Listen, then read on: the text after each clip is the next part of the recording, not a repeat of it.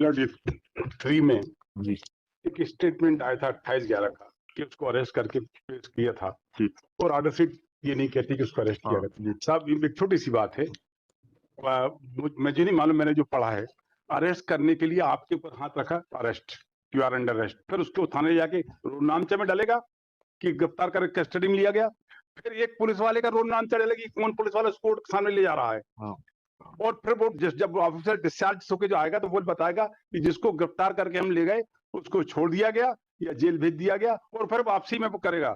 इसमें क्या किया था इन्हें थानेदार साहब ने, जब वो 28/11 वाली 25/11 23/11 में कोई पेश नहीं हुआ गया तो इनने एक झूठा बनाया 3 तारीख को हम ले गए थे, बयान उसके ले लिए, उसके लिए ये सब बनाया जा सकता है, रोड नामचा नहीं बनाया सकता। कंप्लायंस हो गई क्या आपकी? वही सर कंप्लायंस। क्या कहा आपके कमिश्नर साहब ने? उनका कमिश्नर को आया कि वो गया था उस दिन, फिटनेस गया था, सीसीटीवी फुटेज में उसका फोटो है, हाँ फिर वेरीफाई किया है, हाँ। और जो अधिकारी कर्मचारी ने, जो कांस्टेबल ने उसको प्रोड्यूस नहीं किया है, उसके खिलाफ डिपार्टमेंट इंक्वायरी कर रहा है। कहाँ है आपका? प्रोड्यूस नहीं किया, नहीं अरेस्ट कब किया आपने उसको? अरेस्ट कब किया है? अरेस्ट होकर नहीं गया था सर, वही तो लास्ट डेट मीटिंग यही हुआ था, वो स्वयं पहुंच गया था जब विटनेस वहां पे, हाँ। कोर्ट अवेलेबल नहीं थी, हाँ। तो उसको बाबू साहब साइन किया क्या? ने साइन नहीं किया। हाँ तो बाबू साहब कौन है बता दें, उनकी भी जांच करवा देते हैं कोर्ट में, जिन्होंने बिगर साइन किए उसको जब वो आया था। जी इस व्यक्ति के खिलाफ तो गिरफ्तारी वारंट था ना? जी जी, ये बात तो सही है, सही है। तो बाबू साहब कौन से कानून के ऊपर होगा जिन्होंने उसको जाने दिया? जी, और secondly sir last time court के सामने की थी कि उसको कैसे छोड़ दिया था 3 तारीख को उसका स्टेटमेंट लेके। हाँ। तो उसका ये था कि लास्ट डेट तक उसका वारंट था, दूसरा जो वारंट इशू हुआ था वो थाने में रिसीव नहीं हुआ था ड्यू टू दैट। वारंट, गिरफ्तारी वारंट तो परपीचुअल होता है, पेशी टू पेशी नहीं होता। ये पुलिस को इतनी बात समझानी पड़ेगी क्या? अगर बेलेबल वारंट होता जी जी, तो वह उस पेशी के लिए था, उस पेशी के बाद अगर नया बेलेबल वारंट प्राप्त नहीं हुआ है, then they would have been right. But let us first clarify the facts. Whether arrest warrant was issued against him? या 23/11 का सीट है सर। हाँ जी, नहीं मुझे याद है, इसीलिए इनसे पूछ रहा हूँ। तो फिर नए वारंट का इंतजार किस प्रावधान में कर रहे थे? पुलिस कमिश्नर साहब को बुलवा लीजिए। कौन से कानून में है कि एक बार जब नॉन बेलेबल वारंट जारी हो गया, अरेस्ट वारंट जारी हो गया, तो वो डेट गुजर जाने के बाद में आप स्टेटमेंट रिकॉर्ड कर लेंगे और उसके खिलाफ कोई कार्रवाई नहीं करेंगे? कौन से कानून में? Page 2 of his affidavit. हाँ पढ़िए, कहाँ है आपका एफिडेविट?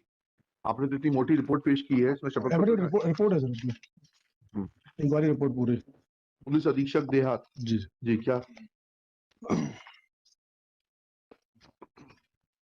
कहाँ लिखा है? पेज 2 पे पढ़िए प्लीज।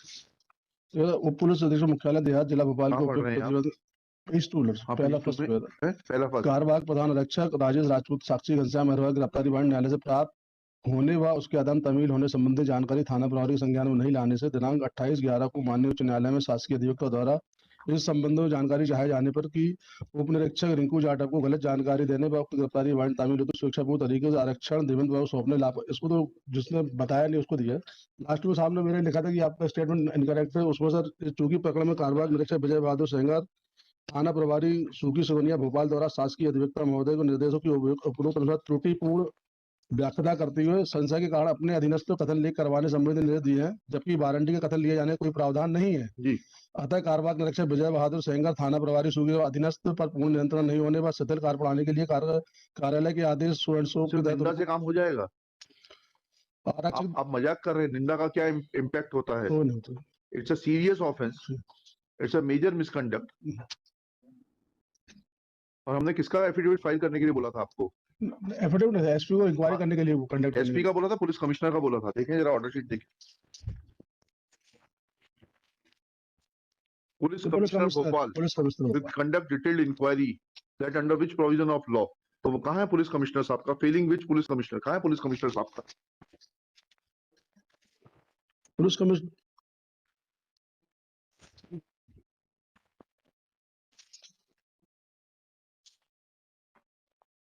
कब तक आप कोर्ट की आंखों में धूल झोंकते रहेंगे? और is your police commissioner above law? No.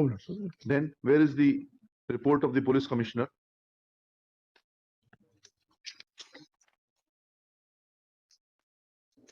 Report of the police commissioner is not available on record as per the directions issued by this court on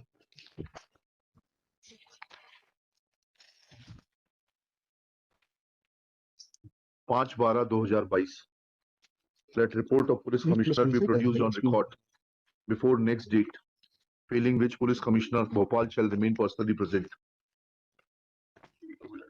पूछ लीजिएगा ये निंदा की शास्ति का पर्याप्त है क्या? नहीं है, वो तो मुझे पेनल्टी मिली है निंदा.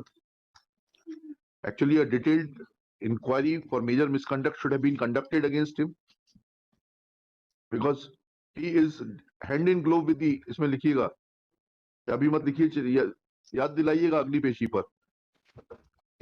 This man appears to be hand in glove with the accused. वो तो गया तो था सर, उसमें बड़ी मेहरबानी करी जाकर. नहीं, उसने मेहरबानी सर, सीसीटीवी इनका ये कहना था गया ही नहीं. सीसीटीवी फुटेज में सर इनकी बात पर मैं 100% किसी की बात पे भरोसा नहीं करता. इशू इस वक्त दूसरा है. सर वो गया था, इसमें लिखिएगा, in the meanwhile principal district जज Bhopal will also take action against the concerned court clerk who had allowed the witness as per the report filed by the superintendent of police within bracket rural Bhopal, allowing the witness to leave the court premises without marking his presence and without being referred to the in charge judge who was authorized to take appropriate action in accordance with law.